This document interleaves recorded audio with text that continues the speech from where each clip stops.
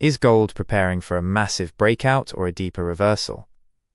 Let's dive into the institutional market structure on the 1-hour chart to identify where the smart money is positioned right now.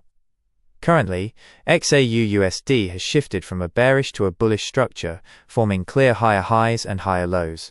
However, the price recently tapped a major supply zone between 4,830 and 4,850, where we saw a strong rejection. We are now witnessing a consolidation phase, which looks like distribution near supply rather than a confirmed trend reversal.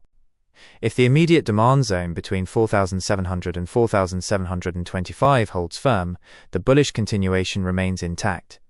In this scenario, we look for a higher low formation followed by bullish confirmation. Our primary targets for this move are 4,800, 4,830, and a retest of the 4,850 supply zone. If a clean breakout occurs above 4,850, we can expect much higher prices.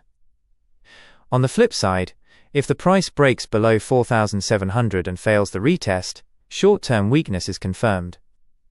This bearish breakdown would open the doors to 4,650, 4,625, and potentially the 4,550 level. The key insight today is that gold is currently trading in a no-trade zone between supply and demand. The highest probability setups are selling near the 4,830 supply or buying near the 4,700 and 4,625 demand levels. Avoid chasing the price in the middle of the range. Always remember that your stop loss serves as your structural invalidation level. If the price breaks outside these critical zones, the setup is no longer valid. Stay disciplined, manage your risk properly, and trade only what the chart confirms. Patience is the key to catching the next big move in the gold market. Please watch the full video. Follow for more. The next analysis is coming very soon.